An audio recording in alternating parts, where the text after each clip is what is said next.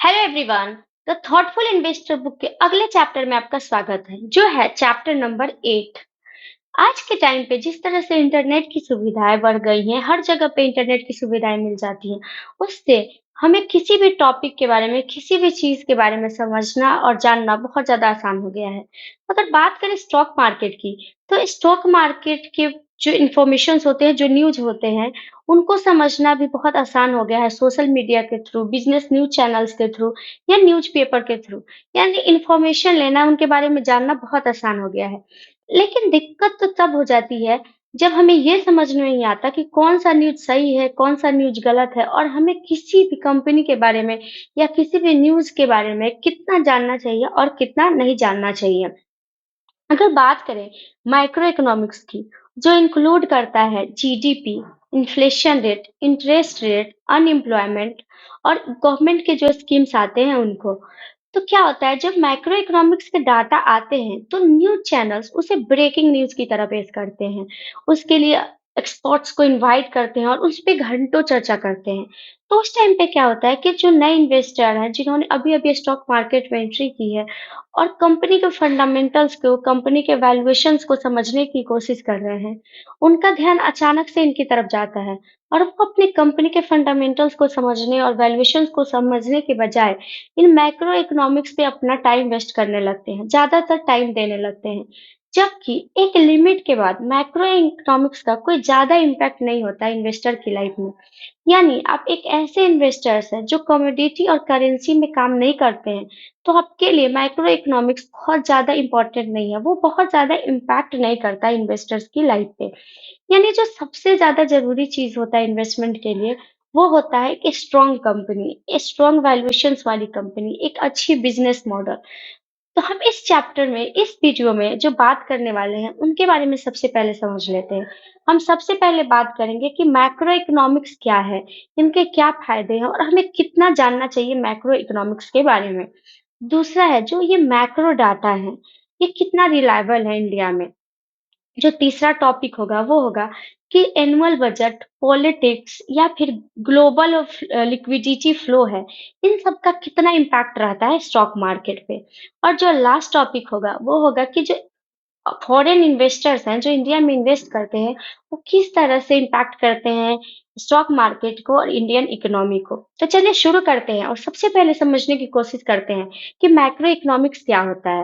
अगर बात करें मैक्रो इकोनॉमिक्स की, तो मैक्रो इकोनॉमिक्स रिप्रेजेंट करता है होल इकोनॉमी को, किस तरह से किसी कंट्री की इकोनॉमी परफॉर्म करने वाली है, उसमें किस तरह के स्कीम्स आने वाले हैं, किस तरह की पॉलिसीज आने वाली है अपनी इकोनॉमी को अच्छा बनाने के लिए, जिसमें इंक्लूडेड होते हैं inflation rate, interest rate, GDP, unemployment और गवर्नमेंट के स्कीम्स। मतलब कि एक किसी भी कंट्री की इकोनॉमी को स्ट्रॉन्ग होने के लिए जो सबसे इम्पोर्टेंट चीज़ है, वो होता है जीडीपी का अच्छा होना, इंटरेस्ट रेट होता है वो लो होना, इन्फ्लेशन रेट लो होना और गवर्नमेंट की अच्छी-अच्छी स्कीम्स आना और वहाँ पे ज़्यादातर लोग एम्प्लॉयड हो। यानी कि ये सारी चीज़ें शो करती है कि कोई भी कंट्री कितना ज़्यादा इकोनॉमिकली स्ट्रॉन्ग है। तो अगर बात करें 2008 की, तो उस समय पे जो इंडिया की इकोनॉमी थी, उसमें जीडीपी 9% था, इन्फ्लेशन रेट बहुत कम थे, इंटरेस्ट रेट भी लो थे, एम्प्लॉयमेंट की भी अच्छी खासी चीज़ें थी और जो इंडिया एक्सपोर्ट्स कर रहा था, इम्पोर्ट के कंपेयर में बहुत ज़्यादा थे। यानी इंडिया एक्सपोर्ट बहुत ज़्यादा कर रहा था अपनी गुड्स को। यानी कि जो फॉरेन करेंसी थी, वो भी इंडिया में आ रही थी। उसके बावजूद भी 2008 में मार्केट कोलैप्स कर गया और उसको पूरे 14 महीने लग गए फिर से रिकवर करने में, फिर से रीबाउंस करने में।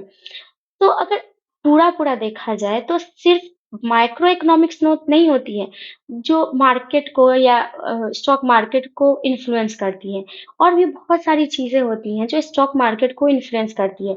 जैसे geopolitical risk, corporate governance issues, global financials news, ये सारी चीज़ें भी होती हैं जो बहुत ज़्यादा इम्पैक्ट करती हैं स्टॉक मार्केट का।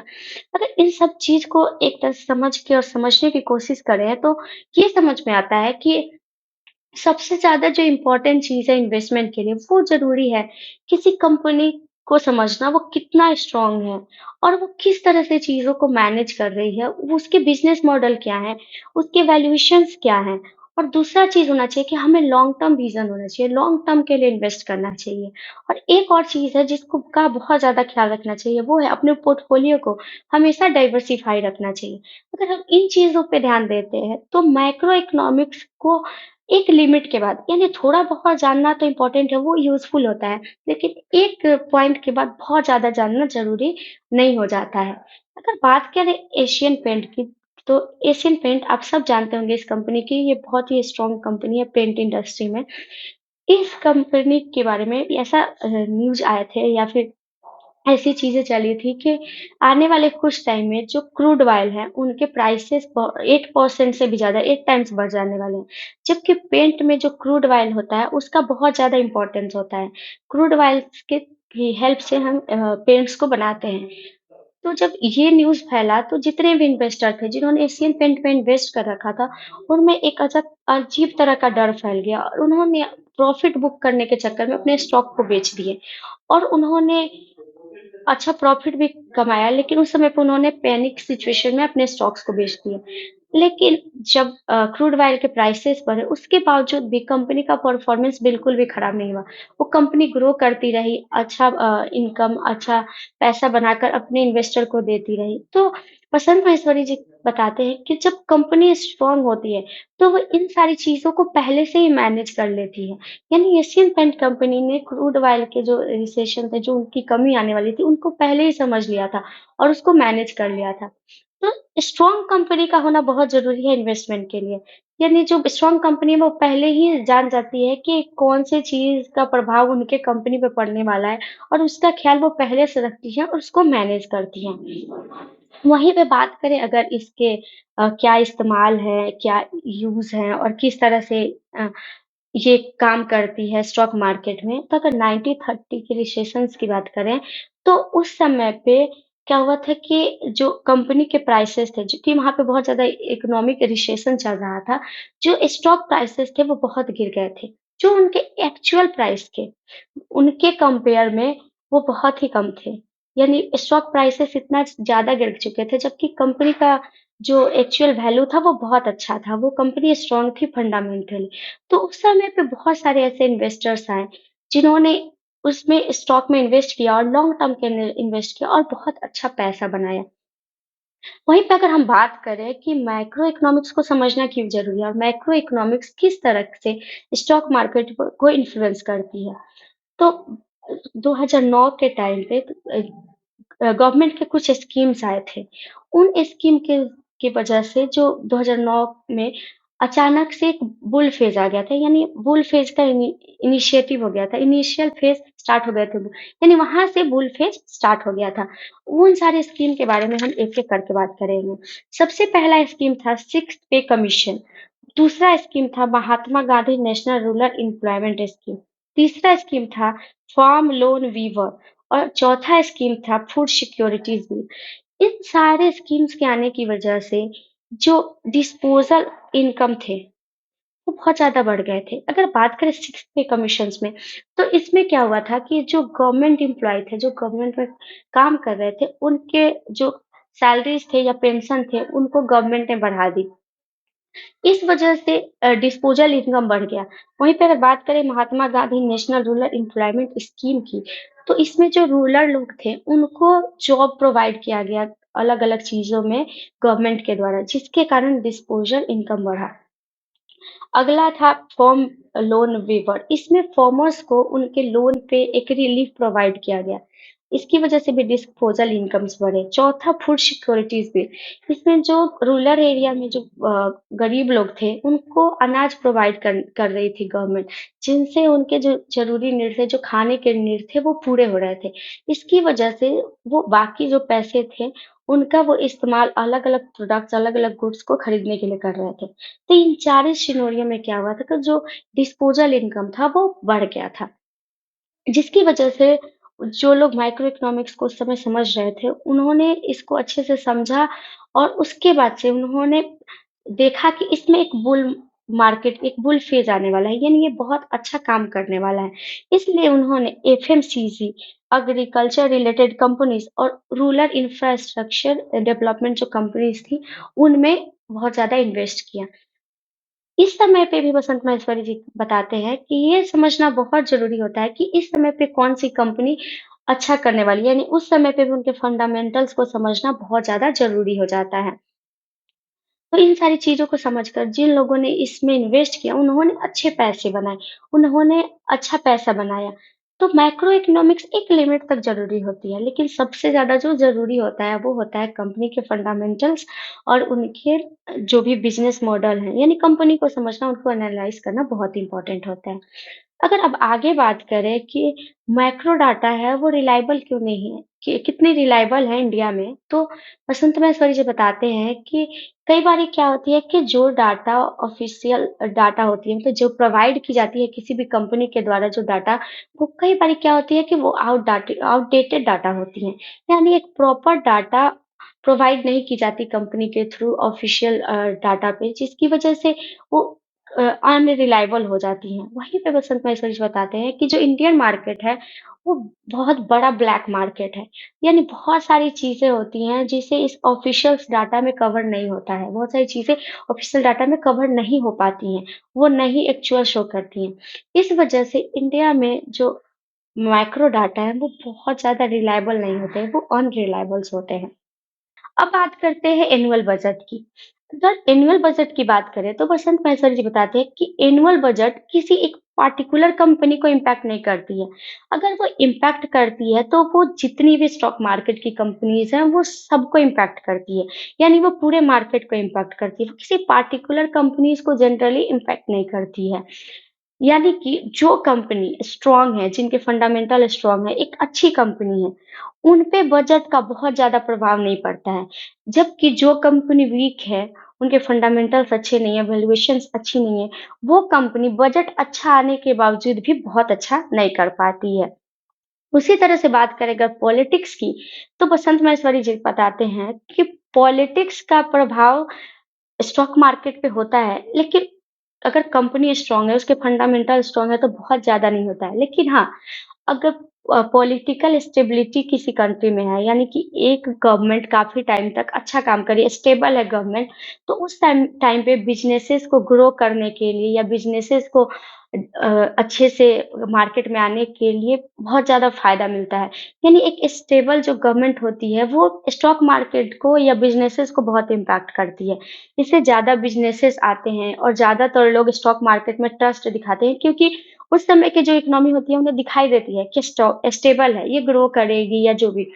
तो इससे क्या होता है कि स्टॉक मार्केट और बिज़नेसेस बहुत हद तक इम्पैक्ट होते हैं। यानी एक स्टेबल गवर्नमेंट का होना भी बहुत ज़्यादा ज़रूरी है स्टॉक मार्केट में अच्छा परफ़ॉर्म करने के लिए या फिर बिज़नेसेस को ग्रो करने के लिए, बिज़नेसेस अच्छे करने के लिए। अब आगे बात करते हैं कि ये लिक्विडिटी फ्लो किस तरह से इम्पैक्ट करती है अदर अदर कंट्रीज़ को?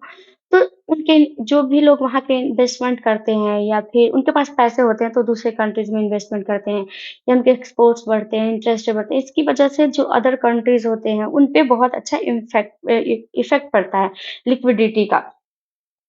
तो इन इसको समझने के साथ साथ हमें ये भी समझना बहुत ज़रूरी है कि ये टाइम बहुत ही ज़्यादा रिस्की भी होता है। तो ये था ग्लोबल लिक्विडिटी फ्लो। अब आगे समझते हैं कि जो फॉरेन इन्वेस्टर्स होते हैं, उनका किस तरह से इम्पैक्ट होता है किसी भी कंट्री पे। अगर इंडिया की बात करें, तो इंडिया में स्टॉक मार्केट में सबसे ज़्यादा जो लोग इन्वेस्ट करते हैं, वो होते हैं फॉरेन इन्वेस्टर। यानी फॉरेन इन्वेस्टर का एक बहुत बड़ा इम्पैक्ट है स्टॉक मार्केट पे। क्योंकि हमारे इंडिया में बहुत ही कम लोग हैं जो स्टॉक मार्केट को समझते हैं और उसमें इन्वेस्ट करते हैं। यानी फॉरेन इन्वेस्टर का बहुत बड़ा इम्पैक्ट होता है। लेकिन क्या होता है कि जो फॉरेन इन्वेस्टर इन्वेस्ट करते हैं, वो कंट्री के इंटरेस्ट रेट को इन्फ्लेशंस को बहुत ज़्यादा बढ़ाते हैं। वो इसलिए कि वो शॉर्ट पीरियड ऑफ टाइम के लिए इन्वेस्ट करते हैं। यानी जैसे ही किसी तरह का ट्रबल या किसी तरह का रिस्क उनको नज़र आता है, उन्हें लगता है कि अब इस कंट्री के सिचुएशंस खराब होने वाले हैं या कुछ भी थोड़ा भी ट्रबल महसूस होता है, तो वो अपना प्रॉफ़िट बुक करते हैं और अपने पैसे लेकर के निकल जाते हैं।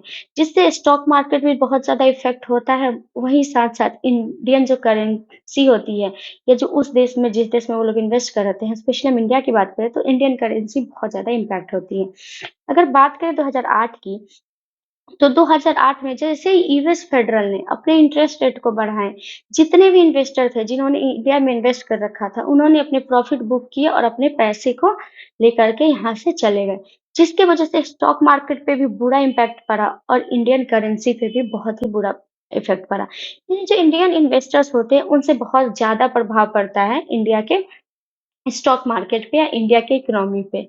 वहीं पे बसंत महेश्वरी जी बताते हैं कि ऐसी चीज़ें हैं जो इन्वेस्टर्स होते हैं, जो फॉरेन इन्वेस्टर होते हैं, इनके जगह पे अगर फॉरेन के बिज़नेसेस, फॉरेन की कंपनीज़ इंडिया में आएँ, वो अपने बिज़नेसेस एस्टेब्लिश करें इंडिया में, यहाँ पे मैन्युफैक्चर करें अपनी चीज़ों को, तो इससे इंडिया की इकोनॉमी भी बढ़ेगी और साथ-साथ स्टॉक मार्केट में भी अच्छा फ़ायदा होगा।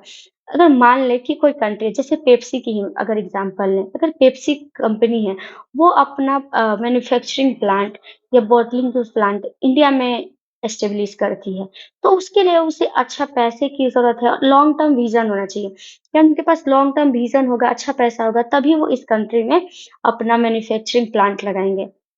तो जब वो इस तरह से आएँगे तो वो बहुत लॉन्ग पीरियड ऑफ टाइम के लिए रुकेंगे और उससे जॉब क्रिएट्स होगी, जिससे इंडिया की इकोनॉमी में बहुत ज़्यादा फ़ायदा होगा, यानी इंडिया की इकोनॉमी बढ़ेगी, जॉब की वजह से। तो इस तरह से बसंत महेश्वरी जी कहते हैं कि जितना ज़्यादा हम इस चीज़ पे ध्यान देते हैं कि फॉरेन इन्वेस्टर स्टॉक मार्केट में इन्वेस्ट करें, उनके कंपेयर में जो बिज़नेसेस फॉरेन में हैं, अगर वो इंडिया में आती हैं और वो यहाँ पे अपने प्लांट बनाती हैं, तो उनमें रिस्क कम है, उससे एम्प्लॉयमेंट भी बढ़ेगा और उसके साथ इंडियन इकोनॉमी भी बढ़ेगी और वो लोग हमेशा लॉन्ग टर्म के लिए आते हैं, यानी थोड़ा-सा ट्रबल होने की वजह से वो अपनी कंपनी को शिफ्ट नहीं करते हैं। तो ये सारी चीज़ें होती हैं फॉरेन इन्वेस्टर का या जो फॉरेन कंपनी होती है, उनका इम्पैक्ट इंडिया पे। तो ये था इस चैप्टर का अंत। इस चैप्टर में जनरल मेनली हमने सोचा कि मैक्रो इकोनॉमिक्स क्या होता है, वो कितना इम्पैक्ट करता है और हमें किस तरह की चीज़ों को समझना ज़रूरी है, किस तरह से हमें लॉन्ग टर्म विज़न रखना है, मार्केट के वैल्यूएशंस को, मार्केट के फंडामेंटल्स को समझना है और अपने पोर्टफोलियो को डाइवर्सिफ़ाई रखना है। तो चलिए अब हम इस वीडियो को यहीं पे ख़त्म करते हैं। अगर आपके पास कोई सुझाव हो या कोई सवाल हो तो आप मुझसे कमेंट बॉक्स में ज़रूर पूछ सकते हैं या बता सकते हैं। Thank you.